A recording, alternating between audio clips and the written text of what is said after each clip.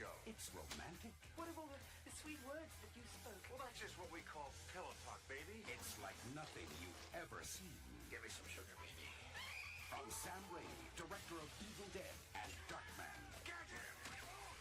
comes Army of Darkness. Groovy. Rated R.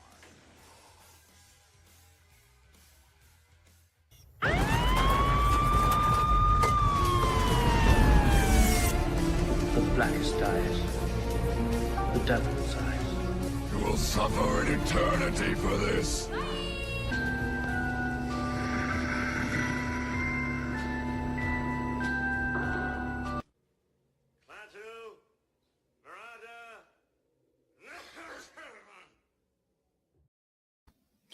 I don't know if that worked, but hey, Necronomicon Ex Mortis, we are live with Army of Darkness, and Kevin and Jeff back with you always. Do us a solid, hit that like button down below, share, subscribe us out there. We're about to have some fun with Nadia, Horror with Nads, and Leon from Words of Paradise. Bolt the world, baby.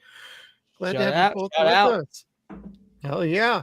Now, Leon, you were the first one who was willing to join us a couple months ago, and you were very adamant about this needs to be called Evil Dead 3. Do you have some early memories of this movie? Medieval Dead. Well, or Medieval Dead, yeah. Yeah, it needs to be called Medieval Dead. This is my favorite movie besides Army of Darkness. Besides Raiders of the Lost Ark. Like Raiders of the Lost Ark and this, two favorite movies of all time. So, yeah, Medieval Dead. That was the original name for the title, and then I believe it was not Miramax. Universal. Yeah, Universal is like, no, that no one's going to go see it because they're not going to know what's part of a franchise. And I believe that's part of what actually hurt this movie at the box office, not helped it. Yeah, that's very true.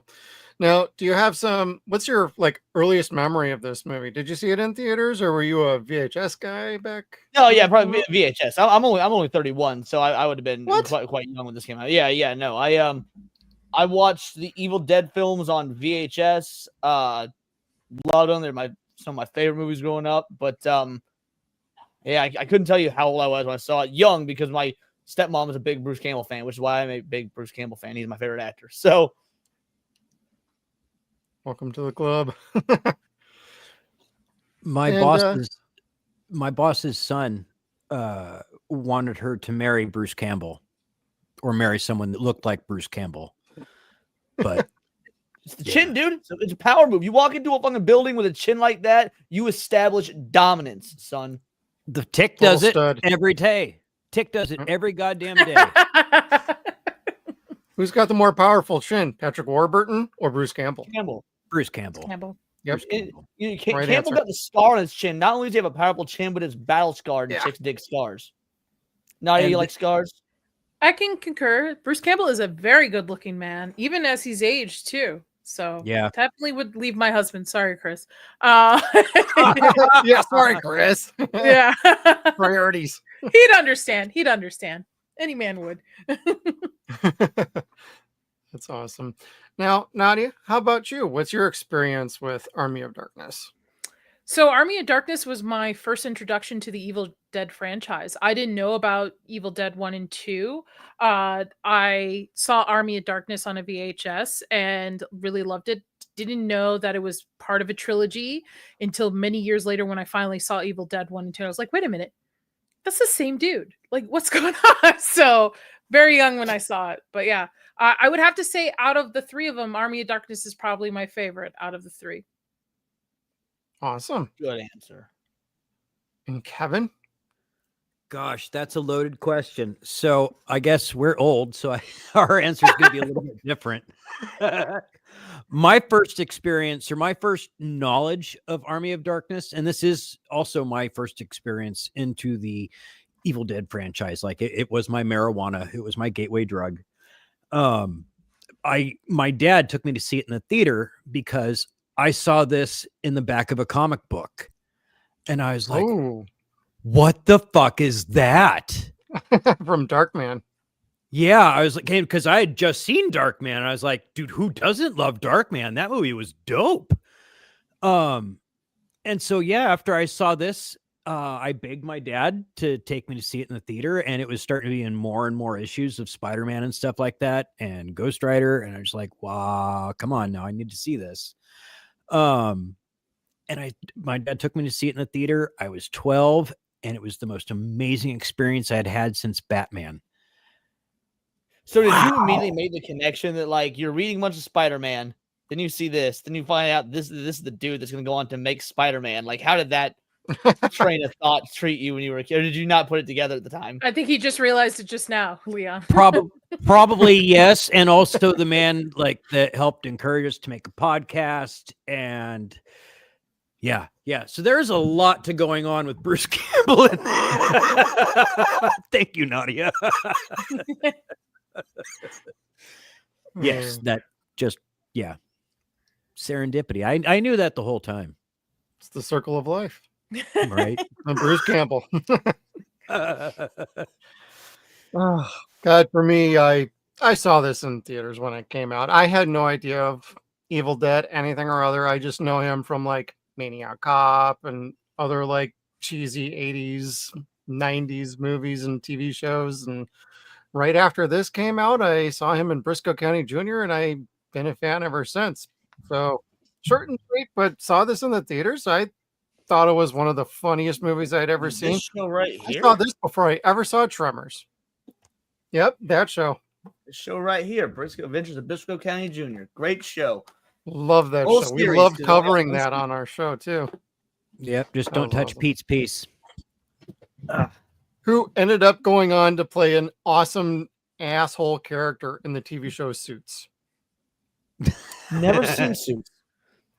And well, he chops his hair off and he's got a full beard and he does not do anything with the voice. So it's like it completely threw me for like several episodes. I'm like, I'm sorry, honey, I gotta look this up. I look it up, I'm like, son of a bitch, it's Pete. And ever since then, I kept screaming like, don't touch Pete's face. And Amy was like, shut up already. So that's my experience, but I've been a fan. I've owned every damn version of the damn movie. I even have like the 4K here. And it's got all the cuts on it. I think it's great. Love this. I wasn't sure which cut to even watch for tonight, so I just watched the director's cut to keep it simple. Nice. Fun fact. So my husband hates horror movies. He doesn't do them. He never grew up watching them, but he loved Army of Darkness. That's like one of his top favorite films next to Back to the Future too. So yeah. Yay. Awesome. Yeah, I could get Amy to watch Army of Darkness, but I couldn't get her to watch either of the other two because it's just too much. She does not do horror unless it's atmospheric or, tension based or thrilling, Jen likes cerebral horror as well. Yeah. Or thrillers, scary ass documentaries, shit like that. Yeah. Yeah, it's interesting to go from Evil Dead to Army of Darkness because of the tone difference. I mean, there's still some comedic aspects of both Evil Dead 1 and 2, definitely. Probably more so dated for the time it was. I wouldn't say 1. 1 is a straight up horror film. 2, it's mean as hell too. But I'm saying 1, there's some comedic because of the generation now watching it, right? We grew up on this stuff, so I see what you're it hits us differently. But if you show like somebody who is Gen Z or younger this stuff, they're gonna laugh at it and make fun of it because of the different coloring. Honestly, because I've shown Evil Dead to a lot of people, and I've that's never the experience I've gotten. Like I've shown, I showed my fucking 11-year-old, or I guess she was 10 at the time, Halloween or this or whatnot, like Killer Clowns of Outer Space, like that's comedic, and so of course she found that funny. But the ones that are played straight, she's found quite enjoyable. I think it's because case scenario, but majority were desensitized to a lot of stuff. Like I love the classics. I think to me, Halloween is still scary. There's certain movies that I grew up with that are still scary, but if I show it to my younger siblings, they're like, it's the attention span, I think, issues. Yeah, there's definitely a disconnect in them finding it scary. I just don't think that it crossed the line into being funny, even unintentionally funny, because it's still played with such a sincerity, and also because it was real low budget, so a lot of them hits and things they were taking were real hits. So the effects are very good because the effects are real. They were just beating the shit out of themselves with with the location and set because that's all they could do. Yeah, that's that was independent really filmmaking for you. expensive. That was the Santa Cruz Beach Boardwalk. That shit's expensive. They filmed Dirty Harry there. You like to throw that in whenever we do a review. But even then, even if you take the first one as a serious tone, second one has a little bit of comedic aspect. 3 is way off, like way off from the 2, in my opinion, which I think is why a lot of people kind of prefer it right out of the trilogy, or it's their first introduction to the trilogy, because I think it's a little bit easier to digest for the masses versus Evil Dead 1 and 2. Yeah, I think the fan favorite, I could be wrong about this, but it's always been my understanding the fan favorite is Evil Dead 2. Yep. Oddly enough, that's actually my least favorite of the 3. I love all 3, but Evil Dead 2 is actually my least favorite of the 3. Yeah, it's because I will never recapture the first experience watching it. The first experience watching Evil Dead 2 was on a projector, but it was ran through multiple different cables to the point where it turned the VHS tape black and white. Oh my and so god! I'm watching Oh, wow. Evil Dead 2 in black and white on a projector on like this trailer park wall, and like I will never ever have an experience like that with Evil Dead 2 again. So every subsequent watch has been like, this is cool, but it's not black and white because it's ran through all these extension cables and shit on a projector. Evil Dead 2. It was like watching an old classic Universal monster movie. I can do that. That's a cool idea. It was we didn't know that's what it would do. Like we yeah. didn't have the right cables to run the VCR to a projector, so we had to just IT the fuck out of it. And because of that, it turned it black and white when it was projecting. So it's a complete happy accident. But I love all 3 movies.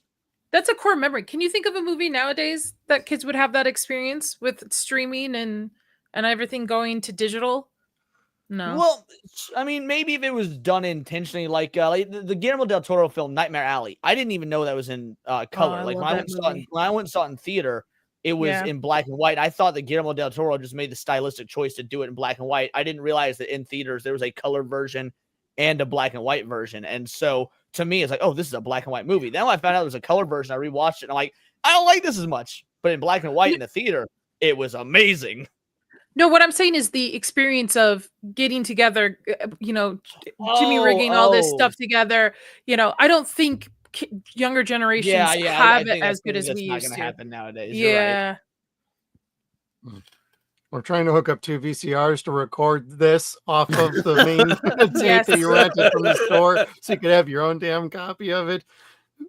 Who hasn't done that at a certain age? But like, you try and get a kid to do that now.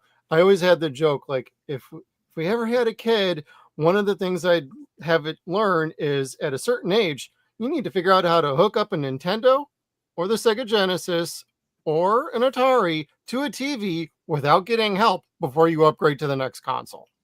Yep. And you'll work your way through the That's generations before you get a new console.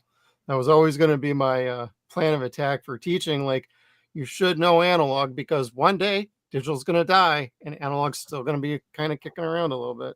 Yeah. My plan for teaching is whenever I give my kid allowance, I always take part of it back and call it taxes. And I'm trying to foster the idea for her to hate me and hate that. That way she hates taxation taxes. Is theft. Taxation is theft. Exactly. I want to instill in her that I'm stealing her allowance that she did her work for. And I'm trying to instill in her that taxation is theft. I just want my kids to read. That's what I want for my future kids. I love movies, don't get me wrong, but I grew up reading mostly. And I think, reading allows imagination, where I think a lot of these kids that are stuck to screens nowadays lack it because their brain isn't allowed to flourish with it. So I just tangent, but I think reading included in that one. Yeah, I mean, my kids are on the spectrum, so they don't do a whole lot of reading. Like, my son looks at Dogman here and there, but like, I gave him the Ghostbusters novelization. Like, he loves Ghostbusters. Would not open up a book. I bought him Garfield. Would not open up the book.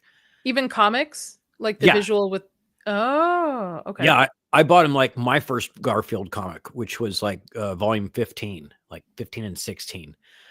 And I remember like at his age, that shit made me just die and want to read and buy the next book and buy the next book. And they were expensive. Like Garfield at the time was expensive. So my mom would be getting pissed about it. But my kids just like, me.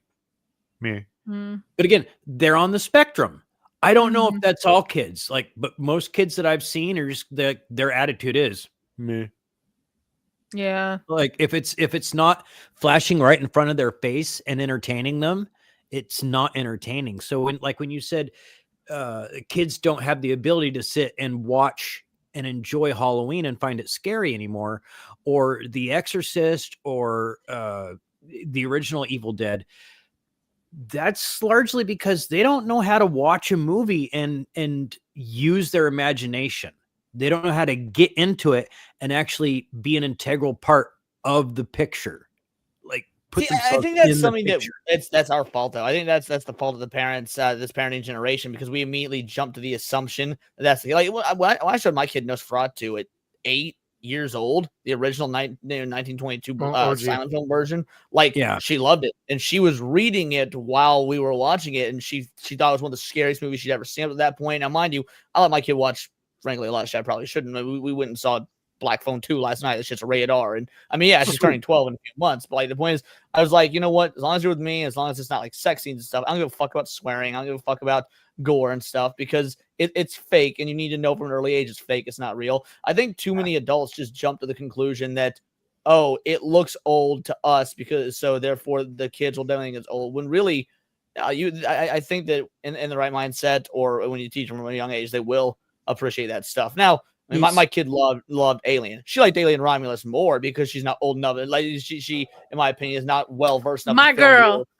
like she's not well versed enough in film to be able to, or the aspects of what makes good writing to be able to tell like objective quality differences. But she loved Alien in theaters, and then we went and saw Alien Romulus. She only wanted to see it because of how much she liked the theatrical re-release of Alien. I mean, it's from what, 79? So yeah. My girl. That's my girl.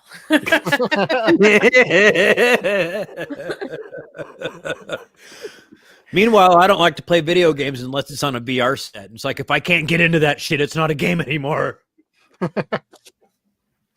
Hey, Kevin, did you get Zoe to watch Army of Darkness? For a little bit. Harley watched it more, but Harley's already seen it before. Okay. Yeah, my oldest daughter, she's 9. And she's nonverbal for the most part, but she loves horror films. And she has sovereign right. Like, she feels total sovereign right. She will do whatever the fuck she wants, whenever the fuck she wants, and get mad at you if you tell her not to do it. So, like, there's no use telling her, please stop watching Final Destination.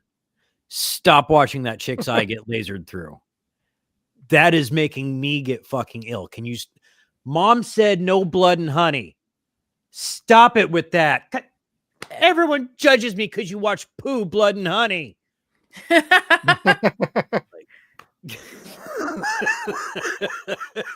So Harley's my little horror fanatic, and I love her very much for that. Yes, you do. You love your baby girl. She likes horror movies. Yeah. She fell asleep during Evil Dead 2, not because she was bored, but because she was like happy and curled up on the couch with me and like comfortable. Like, there you go. One of my younger sisters nonverbal on the spectrum too. So, but her addiction, she's obsessed with swimming. That's her thing. Like, she has to be in water. Winter doesn't matter. Always has to be in water. So, yeah. I still think she's the smartest one out of all of us, though. In my opinion. Definitely. I mean, I only know you, but I can, so as far as your whole family goes. Yes, I made the joke already, Leon. I beat you to it. Okay. All right, Army of Darkness. Here we are. All right. Well, let's start talking about some of the good aspects. We kind of started dipping into it, but Nadia, is there something about Army of Darkness that works the best for you, or anything that stands out as awesome or good? Yeah, Bruce Campbell. Yeah. Aside from the obvious muscles, you know what? This is a very masculine movie, I think, and it shows really good masculine tones throughout it. And when watching this movie as a woman, I am just my eyes are just glued on him, right? The humor, the ability to stand up for himself throughout the movie. I just like, it's just, I don't know. It's just like almost, we don't have that anymore. We don't have that in current media. We don't have very masculine characters throughout it. So I think, to me, that's one of the best parts of this movie. That's a thing in current media. You can't have a super macho character much unless it's like a legacy IP Tom Cruise type movie. If you have an over machismo character, it's going to get called misogynistic, and it may not be that. I mean, Ash truly is a misogynistic asshole, but the ladies still dig him, man. The ladies still dig him. yeah, like what are you gonna do? I love the blend of horror and comedy in here too. Again, this was my first introduction to the trilogy, right? So you take this, and that's what, and honestly, when watching Army of Darkness, that's what I was expecting from Evil Dead. Completely threw me off. Oh, I know, right? That was my introduction too. Felt the same damn way watching the others in proper order. Like, what the hell? So am I the only one on the panel that saw the movies in order, in release order? Probably. My first was the first Evil Dead. Cool. I didn't even know it existed. My mom was really big into horror movies, but more so like, Chucky, Halloween, Nightmare on Elm Street, a little bit more mainstream stuff. I'm not saying Evil Dead wasn't, but I don't think a lot of people go to Evil Dead first when you're asking them about like classical horror movies. Unfortunately, Right. They should. I agree. So when seeing Army of Darkness, I'm thinking, okay, we're going to get more of the campiness of it that I really enjoy. No, not at all in Evil Dead. I would even say some of Evil Dead 2. Granted, I know it's a little bit more comedic relief in that one. Evil Dead 2 is more comedic than the first one, but I'd say it's less comedic than this one. I think Evil Dead 2 actually, I think, strikes the perfect balance between horror and comedy. This one leans into the comedy more. I think Evil Dead 2, it not just in this franchise, but I think if you want the perfect example of a horror comedy, it is beat for beat the best example of any horror comedy film ever. I think every film since then has been trying to, whether consciously or subconsciously, copy what Evil Dead 2 did in that regard. And I think it shows Sam Raimi's range ability with this trilogy as well, from horror to comedy on it. But yeah, I would say the best thing about this movie is Bruce Campbell himself as Ash, the whole character of Ash throughout this. He is a mood. He is fine as hell. Well, I mean, that is kind of why I picked this, the good in this suave. This aspect. This is peak Ash. This is peak Bruce Campbell was Army of Darkness. Like, he's got his fucking guns out in every scene. He's got his nipples out in every fucking scene. Like this one. And the chin.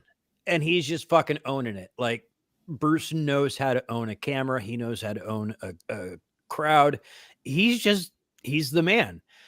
And absolutely, like he was probably the only person that could lead this movie and have it be, as one, campy as it is, but two, have its sincerity and its authority to stand on. Like, it's still a good ass movie. Like, who cares how campy it is? It's fucking funny and it's cool.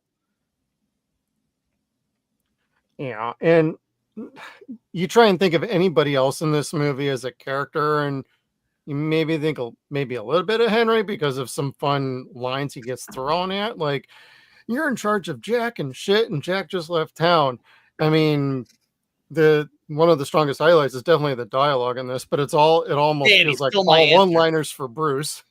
No, see, I'm going to push back on that, and that's why I was going to say the dialogue. Here's the deal: the dialogue is arguably the best part about this movie, and it's because it's not just Bruce. Like yes, that's the one that gets all the attention, that's the one that gets all the memorableness, but like there's great lines without that aren't Bruce. So you got Arthur, are all men from the future loudmouth braggarts, or like most of Bruce's lines wouldn't work without a great setup. Oh, you found me beautiful once, honey. You got real ugly. Like you need the stuff from the other characters. So I think that the dialogue in this movie, I get it. When people think dialogue, they think Tarantino, but no, this is most of Bruce's dialogue would not work without how well written everyone else's lines are. Fair point. And you get a lot of that with a lot of Sam Raimi pictures. So that's an excellent point. I also think it's the deliverance of those lines too, though. I don't see anybody else but Bruce being able to hold his own and deliver those lines. Even if the dialogue's good, can you see Yeah. anybody else the ability to have that Even if I could, almost I don't want to. wittiness to it? I can't even think of anybody I would imagine to in a sense replace him for it. The only one who's possible would have been Kurt Russell, but at this point, he was not doing these kind of movies at this point. Yeah. I would say I can kind of see David Duchovny doing this as well, but it would still be a different movie. I can kind of see David Duchovny having that same sort of cheeky smarm to him, but it would still come off as almost more sophisticated if it was David Duchovny. He's a little bit like he can, you need that sort of as we described Gooch, dumb charisma. Which Bruce Campbell gives off in spades. But I do think Duchovny could have pulled off a version of this, but I don't know that Duchovny was really quite up in this game in the acting sphere yet. I know that he was doing like "Don't Tell Mom the Babysitter's Dead" around now. Yeah. Okay. He hadn't quite hit X-Files quite yet. Once he hit X-Files, career trajectory went a completely different way for him. So. Right. Oh, Fox. Oh, Fox. Kevin, you got anything? Oh, man. I did actually. And one of the things I wanted to point out was the skeletons. I really dug the skeletons in this movie. So I have this thing. I grew up with Ray Harryhausen movies, and Jason and the Argonauts was some of the finest fucking cinema I've ever seen, where the Hydra teeth get turned into the skeleton warriors and they're battling the skeleton warriors. And that's just like one of my most concrete, I don't want to call it horror, but fantasy. I guess you could call it horror, but one of those solid pictures in my head where I'm just kind of like, that is peak scary. That is forever ingrained in my head as iconic. And they did that here, but they did it in several different ways. Most pictures only have certain types of skeletons, and Sam had evolutions of skeletons in this movie. Once the Army of Darkness rose up, you had just the ones that are on a stick. Yeah. And the flute. Actual puppets that had working parts. That was totally awesome.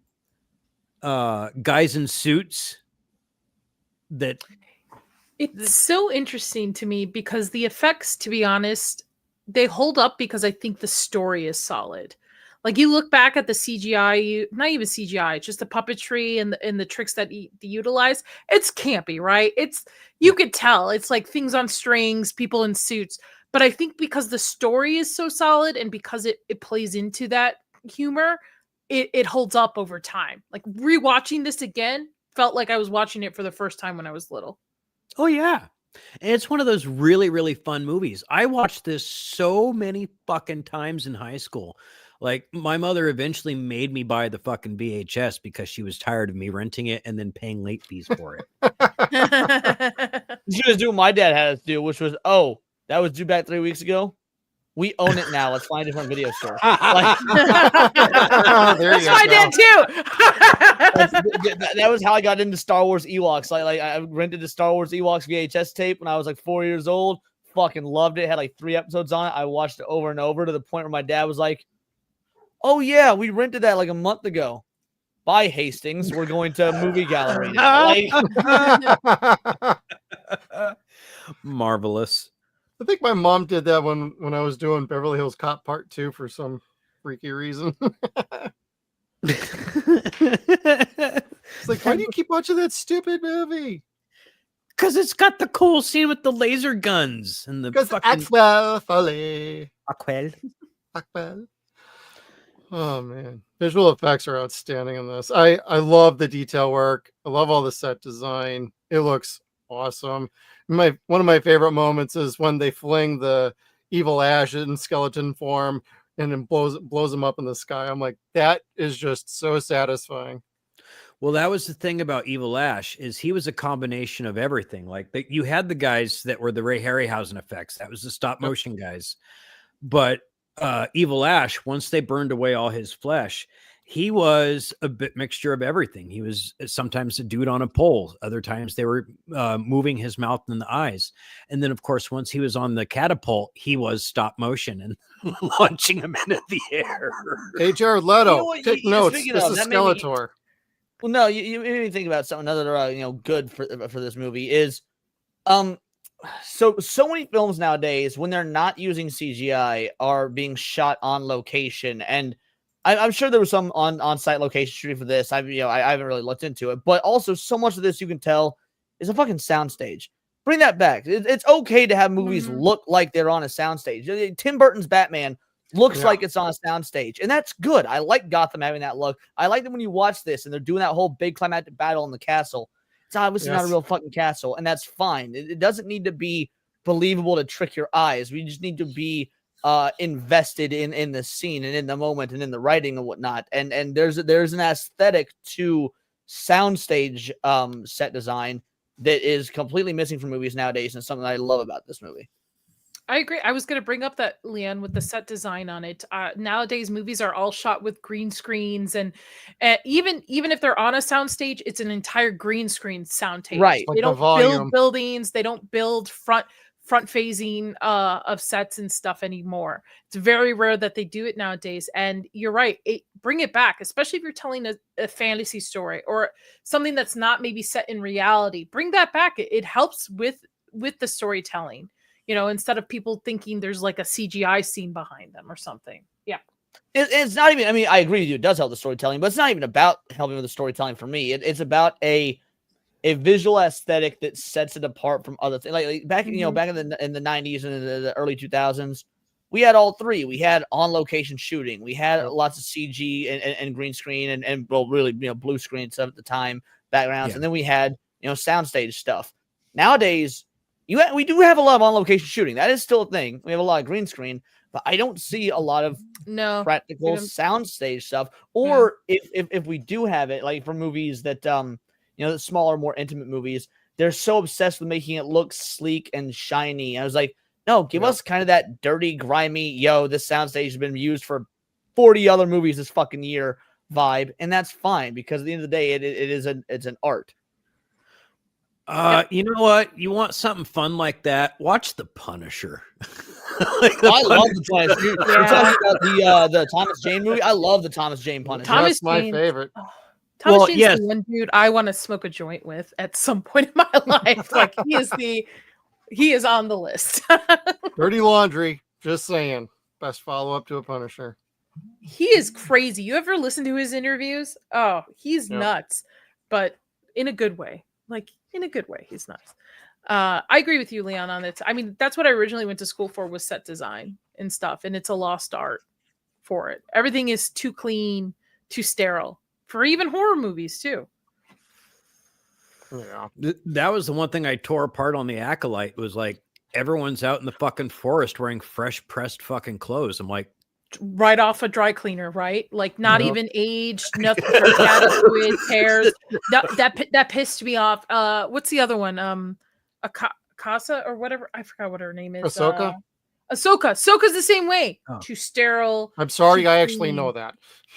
No, I watched the first episode and I was like, what did everybody just pick up their costumes from the same dry cleaner that day? But even in this movie, you can tell, right? The budgets, the costumes, there's love and effort put into stuff. Every single one of them. Dude, my ex-wife, does anybody here know who MC Chris is? The musician? So me and my ex-wife, this has been fucking probably 10 years or so ago, went into an MC Chris concert, and his concerts were also costume contests, and she did a gender swap version of Ash, and she had the rip and everything, and she had she made herself a chainsaw that's like on her arm and whatnot, and everybody who comes to the concert, you come in costume, and then they pick a winner at the end, and she won. Her Lady Ash cosplay won. I'll see if I can find a picture of it. It was super cool.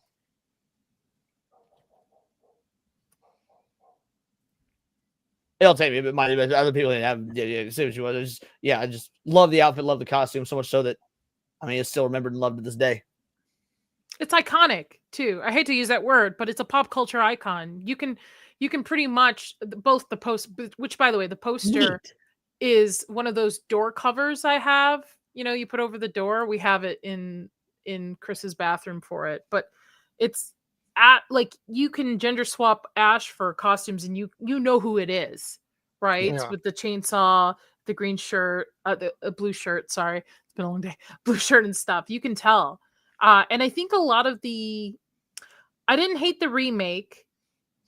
No, remake of 2013. Yeah. Yep. I think the remake's great. I kind of like the Evil Dead Rises, but I look at it as just a story in the Evil Dead franchise. Like it's in the just like universe. side story, right? It's not to it. But I think like who could replace him if they were ever to reboot his story within the Evil Dead franchise? And I can't see anybody having that charisma as Bruce Campbell to be able to do it. Well, that's where Ash vs. the Evil Dead, the show, kind of picks up. You could, yeah, no, I've seen it. Yeah. You could pull with like Ray Santiago and Dana De Lorenzo doing like their own little Ghost Beaters show with Bruce doing like cameos in the background.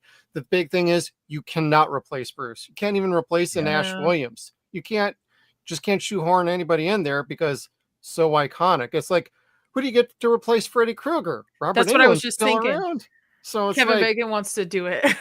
I'm just God, I think you can replace Robert Englund. And I don't mean that in like a he's replaceable way. What I mean is like he thinks someone else should take up the mantle, and I think that if he thinks so, plus given his age and everything, like it's probably if he signs off on it, I'm game to give it a try. Jackie Earle Haley was not the problem with that remake of Nightmare. No. I think he would. I think he's a great casting. The movie just sucked. Yeah. The movie, the kid diddling kind of storyline, just overall. That I sent you the pictures. I figured it'd probably be a bad idea to bring up a picture of an ex-wife on stream, but I sent you the pictures and such. I'll send it to you guys. But it's just very, very cool costume. Now I get to know that your type of women. Yeah, that checks out. That's pretty cool, though. That's really cool. Yeah, I love the chainsaw. That chainsaw, every bit of that's handmade. That chainsaw is so fucking cool. Oh god, no kidding. Speaking of, that's another good about this movie: the fucking weapon porn. Like when they're doing the scene and they're like making the gauntlet and they're making the bullets and whatnot, and they're melting everything down. Like we get some good weapon porn in this movie. And converting the the car was awesome too. Yeah. Giant helicopter blade and everything. This is a good introductory movie to the horror genre for youngins too, as well, because it mixes both into it. It's rated R, but it's not a hard R. I mean, it's probably, I can imagine it's just for like swearing and stuff.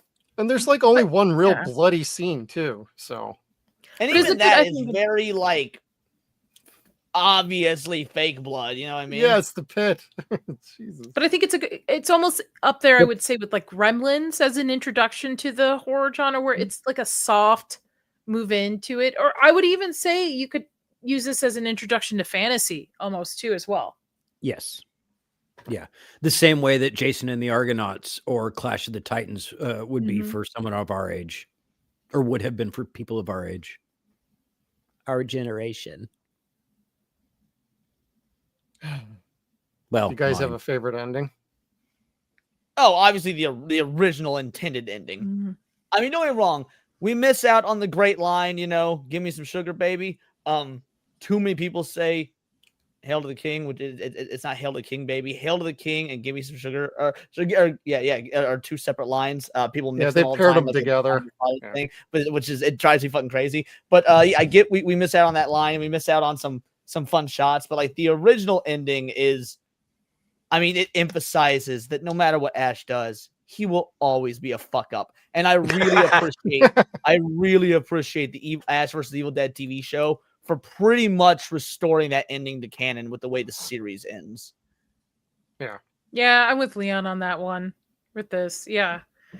Sometimes a happy ending is great and all, but why? Why does everything have to be happy endings? Sometimes you want to just be able to think about and walk away from. I'm with Leon on that one. I also don't think Ash really deserves a happy ending. I don't mean that in a way that like he's a bad character or anything. Obviously he's not, but again, he's almost everything that happens to him in this whole franchise is his fucking fault.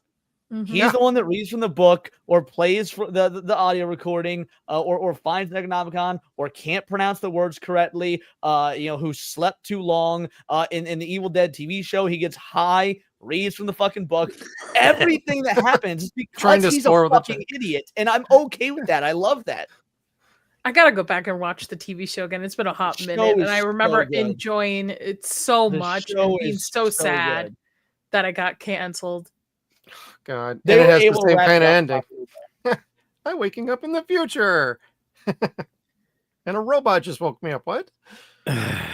Season 3. Yeah, of course you did. I like happy endings. I like the theatrical ending. I know. But again, I like both. The theatrical ending is not a bad ending, to be fair. To be honest, you have to watch to really appreciate the director's cut.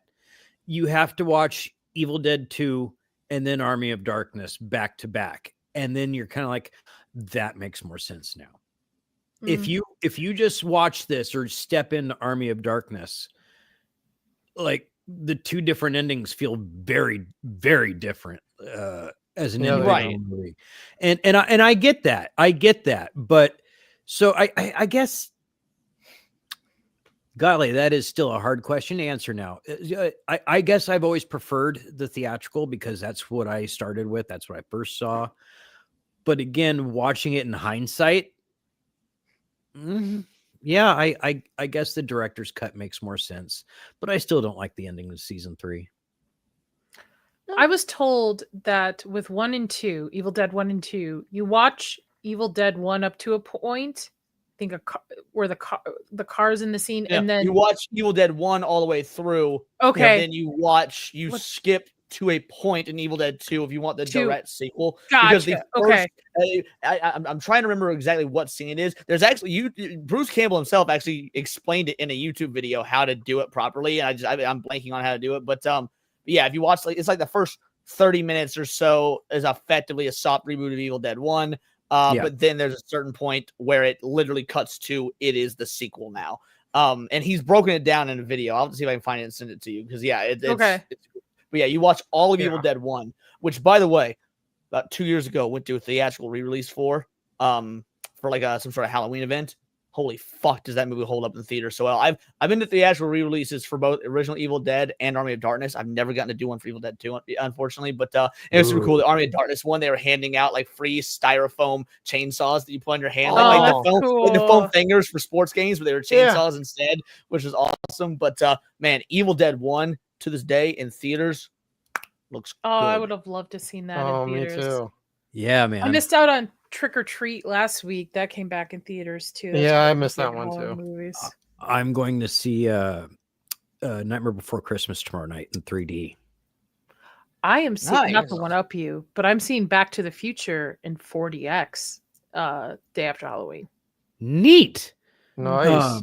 Did you ever get to go on the ride at Universal?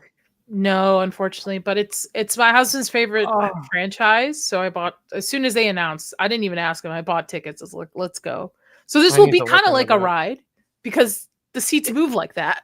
So if you guys get a chance, like look it up on YouTube. Back to the Future, the ride, like the whole backstory they had to it is kind of like in between part 2 and 3, I guess. Like young Biff steals another DeLorean and starts fucking around through time.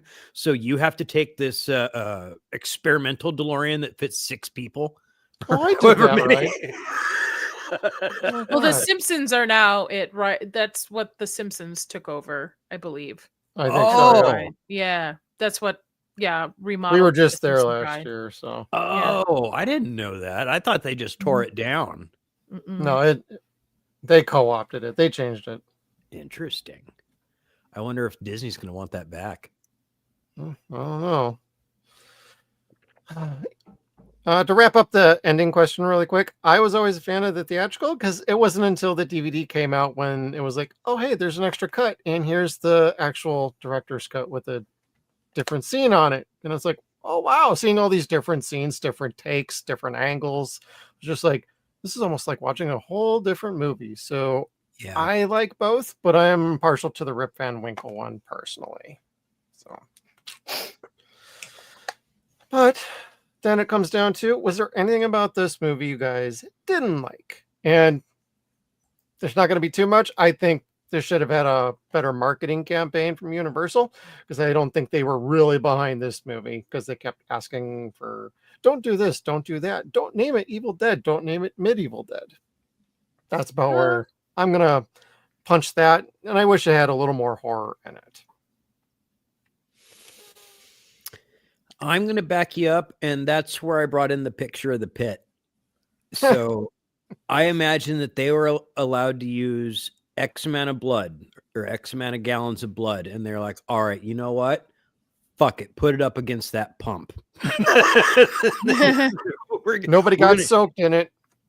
Which is so different from the remake, which is, at the time was historically known for like the most amount of blood used in a scene. Yes. The ending I for think it still holds that record. I could be wrong. I think something beat it recently in the Oh, really? Kill Maybe. Bill? One of the Terrifier movies? It might have been one of the Terrifier movies. Okay, gotcha.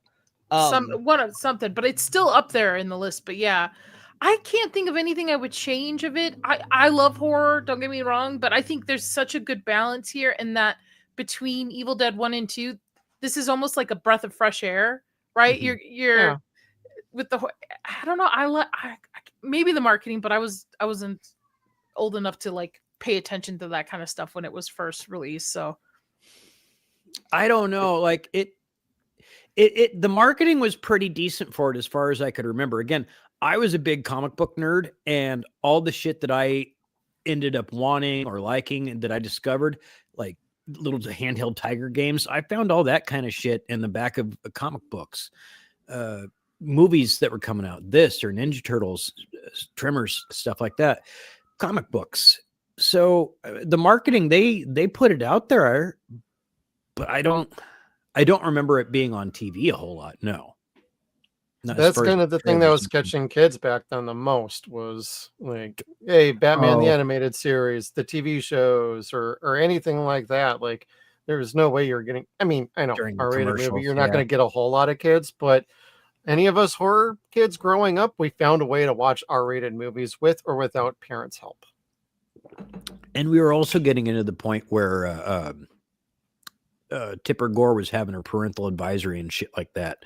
Like, don't get goddamn started on Tipper Gore. That is that woman's existence. And honestly, if not for that woman's existence, I might not be here talking to you guys today. Like her spearhead against, and even as a kid, I didn't know it was her, but I knew the ramifications and the effects of the post-satanic panic music and video game scene and whatnot. And that's what led me down the anti-DEI and anti-censorship crusade that I am now on in terms of being a YouTuber. So I guess in a small way, thanks Tipper Gore, but still go fuck yourself, bitch. Yeah. My hat. Tipper my hat. Yeah, I didn't even ask if this is a R-rated show. I apologize if I've been going off. My bad. I usually ask before people's streams because I'm a bit unhinged. I'm sorry. We don't give a shit. Okay, making sure. I went on that really F-bomb fueled rant, and then Kev was like, yeah. And I was like, oh, did I just screw up? No, you're speaking his language. Yeah. Perfect. No. Making sure. Because last time I was on the show, I don't think Kev was here. It was just you, right, Jeff? Like, because Kev had the problems with his hotel computer. Oh, you were traveling? We were doing They Live. Kevin? We were doing They Live. I think Kev had to miss They Live because you were traveling, and so this is actually my first time meeting you. I've only really hung out with it must have been you, me, and it was you, me, and Moxie, and that's it. Yeah, Moxie. Yeah, that's a good movie too. Underrated. I had never seen it until watching it for that stream. So, what did you think about it? Sorry to tangent. Really enjoyed it. No, really enjoyed it. It was one I couldn't believe there was a John Carpenter movie that I hadn't seen that I didn't even know was a John Carpenter movie. And yeah, I liked it quite a bit. I watched it. I just didn't get to join the stream. I remember that now. Thank you, family. There might be some They Live on a stream coming up for me in makeup sense, but we'll see for Halloween. And I'd love to get back to it because I couldn't participate much in my own goddamn stream.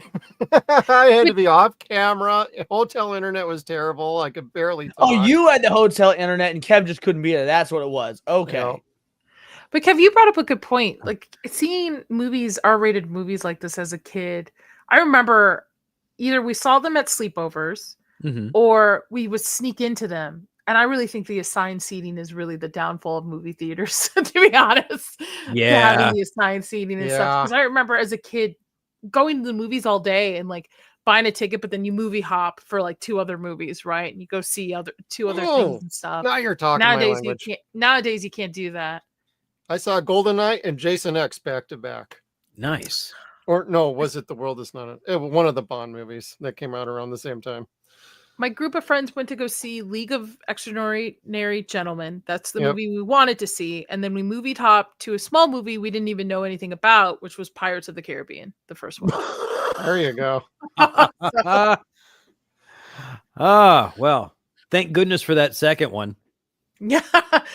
Yeah, unfortunately. The first one should have stuck more to the comics, but what are you going to do? I did not like it.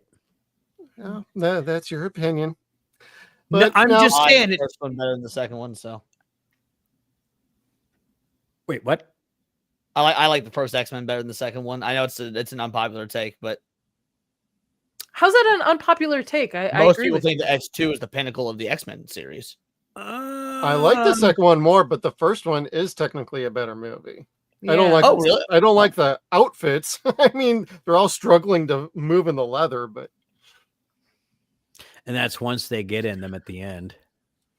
Yeah. Well, if unless there's anything else about things you did. Well, yeah, I hadn't given my take on the bad yet. There's only one thing. I wouldn't even say it's bad per se because the movie functions perfectly without it. But there is one thing that I would change. Now, normally I'm a fan of keeping things unknown and right now, like hey, it's a mystery.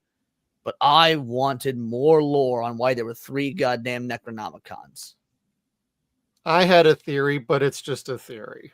I have a theory as well, and it's just a theory. Maybe it has been explained in some expanded media. I've read some of the comics and whatnot, especially the Marvel crossovers, but it's never explained anything. I read. What's your theory? I wonder if it's the same as mine. It's a Necronomicon from each of the 3 movies. Evil Dead 1, 2, and 3, and then some sort of weird multiverse thing happens. Okay, so ours are similar. Mine is a retcon theory. I feel like the new movies, the remake and Evil Dead Rise, they are set in alternate universes that are bound to the 2 other Necronomicons. So mine would be a retcon, but yeah, it's effectively the same as yours. Just you apply yours, I assume, based on what you explained it, retroactively to the first 2 movies. Right. I'm with you, Leon, because I think especially that was my theory with Evil Dead Rises with the book, that it's not the original one that Ash deals with, but it's one of those 3 books in Army of Darkness. And that's supposed to be kind of another theme in Evil Dead Burns. Or Evil Dead Burn. I'm sorry. I keep saying Burns. Yeah. But they're supposed to be another thing like Rise Rise didn't suck in isolation, but it's a bad Evil Dead movie. It is not a good Evil Dead movie. I'm sorry. It's just a gore fest. It's just a gore fest, man. Evil Dead is all about pushing boundaries and doing the weird demonic shit that you shouldn't be doing in your average horror. And to me, Rise was while it was a gore fest, it was all generic. Like the most Evil Dead thing was the cheese grater scene, and even that was like not really that. It was hyped up. It was Evil Dead had moments that make you go, even 40 years later. Well, and I think that's what the remake does really well. I agree with you, dude. Yeah, even better. When I was in the theater for Evil Dead remake, you know the girl that like gets infected and she takes the meat cutter to her arm and it's just like sinewy and falls off. A dude in the theater shouted, she cut off her fucking arm. Like he was so shocked. It was so good. Oh, I love that story. I still get cringy watching that. I love it. It's one of my favorites. When the crowbar down, it like breaks Homeboy's things. Again, I think Evil Dead remake is one of the best remakes of all time, and I of course hold the original in the highest esteem because it's my favorite movie franchise besides Indiana Jones. Yep. When I first saw the remake, I watched it wearing my VR headset, I remember this. and I was fine for the most part. I was fine. I didn't really want my kids to see it, so again, I was, Good call as far as the remake goes. Yeah. Yeah. But until we got to the scene where the dude was getting stabbed in the eyeball with the needle. Oh, that I can't look at it anymore. I can't watch that. I have to look away I from feel it. like even they knew that was too far because when it Yeah. cuts back, he pulls it out from right under his eye. Because when you watch that shot, it goes into his eye. Yeah. Yeah. As somebody who does special effects, I can tell you where seams are, how they do stuff. Even that shit still gets me. I can't watch it on screen. Yeah. I'm not a needle guy, and that one freaked me the hell out. It was latched onto my fucking face. It was everywhere I turned. The voice in my head went, "Tactical error." Oh my god. I fucked up. Man. Good stuff. Good stuff. But let's get to some final. Ooh, I like your picture there, Kevin. Final judgment time. And Nadia, let's start with you. What would you rate this? And you got any final judgments for this movie? This is a 10 out of 10 for me. I rarely give 10 out of 10s. This is a 10 out of 10 for me. I enjoy this movie. I rewatch it every year. I think there's a great, like I said, mix of both horror and comedy added to it. I love these special effects. I love the campiness of it. And Bruce is a 10 out of 10 in this. So this, to me, this is almost a perfect film from start to finish. Awesome. And Leon, how about you, brother? So I'm a little bit mixed on this because like I try to give my number ratings at being objective and not letting my personal bias get into it. Like on a personal level, again, this is tied for my favorite movie with Raiders of the Lost Ark. And Raiders of the Lost Ark, I think, is a 10 out of 10 movie, both objectively and subjectively to me. I don't think there's a single flaw in Raiders of the Lost Ark. This movie does have flaws on a technical level. Now, on a personal level, would I give it a 10 out of 10? Well, yeah, it's tied for my favorite movie. But like, if I had to give it an actual rating, I'd say probably an 8.5 out, an 8 to an 8.5 out of 10. Kick me on. Well, I think that there is some clunky choreography in the final fight. I think there's some spatial awareness issues. I don't think the score, it has highs and lows. I don't think it's like consistently a great score. That there are extras that just sort of fumble about that seem to not really know what they're doing, and it shows. So like, again, if we're being technical about it, there are flaws in this, but do I care about them? No, not at one goddamn bit. I love this movie, flaws and all. Right on. Kevin? I'm going to agree with the 8.5. Being objective, I'm going to agree with an 8.5. I gave professional here, I guess. I wanted to give Evil Dead 2 the perfect 10, but I had to drop it 5 points. And I said, you know what? It didn't have a booby. It didn't have a real booby. I guess I can't do that. I guess we're not professional. Oh, Kevin's not professional. To be fair, I think that for a man, there is still some professionalism to that. Actually, that's the boob quota. There was a booby, but it was like half ripped off, emaciated, and Linda. So, you can't really count that. Army of Darkness, it had so many problems with it coming from the studio and Dino De Laurentiis, because both are a ginormous pain in the fucking ass. That it suffered from that. It suffered from what it could have been, being it from its original title to having all the extra blood. So you have to objectively take away that, knowing what its predecessors were and what it wanted to be. And then seeing again what Ash versus Evil Dead was going to be, seeing that in hindsight, recognizing what this could have been, you want to drop that an extra point again. So that's where I'm objectively saying the 8.5 is going to be fair for me. Not being it on the same par as Evil Dead 2. But This movie, if you watch the director's cut, has a titty in it. So I'm going to bump it up to a number 9. This gets a 9 for me. Good job, Kevin. I knew you'd come back around somewhere. There had to be a point to that.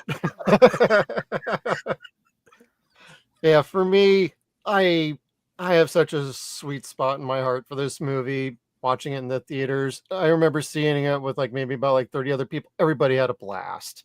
Not everybody I was sitting with even knew about the other ones, except for like maybe a handful of like older people. And it's like, well, I'll eventually watch that. Would later be in college, but watching this throughout the years, the different cuts, the different footage, you can see the passion in whatever version you watch, from behind the scenes people to on screen people. Everybody was having a good, fun time. And that's what ultimately carries through the charisma. Thank you, Leon, for pointing out the awesome dialogue that's in this. I always felt it was a bit more one-sided, but you do have an excellent point in got to have the setup person and the punchline person. It's all got to work together. And I love it. Love the special effects. I love my home video releases. It's one of my prized possessions. And we ended up getting Ash versus Evil Dead, and we got the Evil Dead remake. So there's been some awesome entries that have happened after this. So testament to the legacy of Evil Dead in general. Long live Evil Dead, Remember, baby. all the comics weren't called Evil Dead comics. They were called Army of Darkness comics. Yeah, the Is that what comics they are were? great too. Yeah, at least the crossovers they did with Marvel and stuff. Yeah, it was never Evil Dead versus Marvel. It was always Army of Darkness versus Marvel. Also, don't forget we were supposed to get Freddy versus Jason versus Ash. That's too, what I was about to as say. Is well. that's the only comic Yeah. book I actually kind of knew about. We're not supposed to talk about that or how fucking awesome it was. Yeah, Bruce. They could still do it, but as an adult animation. I think they really could do it if they wanted to, and just bring it back as an animation. If England's They too should. old to do it, and Bruce too, just loan your voices to it. Yep, I would do that, and I would pay him the money that I'm sure he's owed as a enticement to get him to do that, because that was a really good comic book series. I really liked it. If they could find a way to work in Pablo and Kelly, that'd be even better. But like, they really worked a way to string in from the clip where you see the Necronomicon in the Voorhees basement. They work that in. They work in Freddy, and then everything just comes together. And it was a really, really dope story. They just didn't pay Bruce for it. Yep, and he won't sign autographs to those at all. Yep. Because they go through his lines. I remember that. They're like, what do you got? And I'm like, oh, I got a Pitfall the Mayan Adventure PS1 video game and my Bubba Hotep DVD with slipcover. And I was happy to get those signed, but somebody else had the comic, and they're like, he's not going to sign that. You can't take that up there. They're like, That's oh, damn. insane.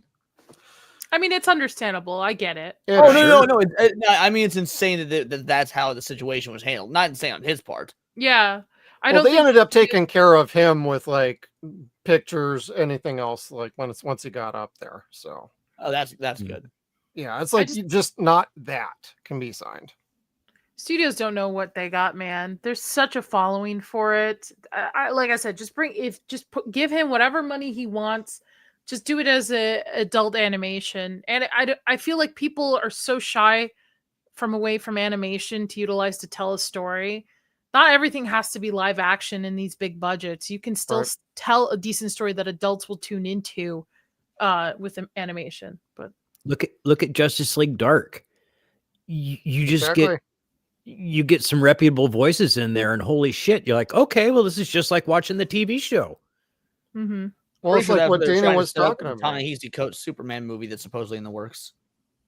Oh, really?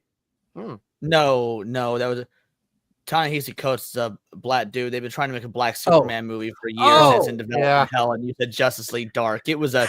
It was a really high level. I want to prove to people that racist humor can still be intelligent. Wow, I am beyond offended. I mean, not only did I not get that, like I am just My God. As I'm the not- brown person on the panel, I'm very offended. Thank you, Nadia. We appreciate your offense. I'm Irish. Does that count? Like like Actually, nobody- that means you're darker than me. So Right? I'm even Just more going. racist. I'm part German. Yeah. Well, I- hey now. I'm gonna get us all kicked off of YouTube like now. according to fucking Blazing Saddles, nobody wanted us. I'm married to an Irishman. I get it. There you go. Well, before we head on out for the night, Nadia, you want to let everybody know where they can find you, what you got coming up next, and your social medias. Yeah, thank you guys for having me on. It's always a fun time to talk about these movies and force myself to rewatch them because I haven't seen them in a long time. So thank you so much for having me on. I run a horror channel called Horror with Nads. I cover everything horror related on my channel, as well as Stranger Things, which is the next thing coming up. We're doing a Stranger Things season 4 finale watch party to get ready for season 5 coverage. So tune in if you're a Stranger Things fan over there. And I just had King Nikki on with me to talk about her first horror movie that she just released out on YouTube. That's where I was prior to this. So please go check that out and show some love to her movie as well. It's in the description. So yeah, thank you for having me on. Right on. And Leon, you want to let everybody know about you, where you're at, and what you got coming up? Find me on YouTube with Words of Paradise, videos every day, streams every day. I don't know how to take time off. And then find me on X at Bolt the Word. I'm currently going viral for pissing off woke leftist fake anime fans, aka tourists. And let me tell you, it feels pretty good. Right on. Well, run it till the wheels fall off as far as we're concerned. Kevin, how about you? Oh, you could find me here on the Suns and Shadows channel all week long, except for Thursday. That's where Jeff and Steve do the Stargate files. But we love them anyway. But all Nerds, right? right? Damn straight. Sci-fi. Aliens. But anyways, catch us here on the Suns and Shadows channel. We are finishing out our 4-year anniversary with Evil Dead. That's what we kicked us off with. That's why we're in the middle of this. Next week, we're doing Evil Dead Rise. And also, are we doing season 3 of Ash versus Evil Dead? Yep, that's our Halloween stream. All right. We committed to that shit. All right. Yes, we did. So yeah, and our 4-year anniversary stream is on Saturday. So come on over, check us out. And also, thank you all for tuning in. We are raiding into Gooch. He's got Late Night with Gooch going on. We want to say a quick hello on over there, and it'll be a good fun time for some more. I'll actually be popping right into because I forgot I was supposed to be on that, and an hour later than it did. So yeah, we're gonna raid right on over. Make sure you drop a hello. Tell them Suns and Shadows sent you, and you all have a good night. We'll see you all next time.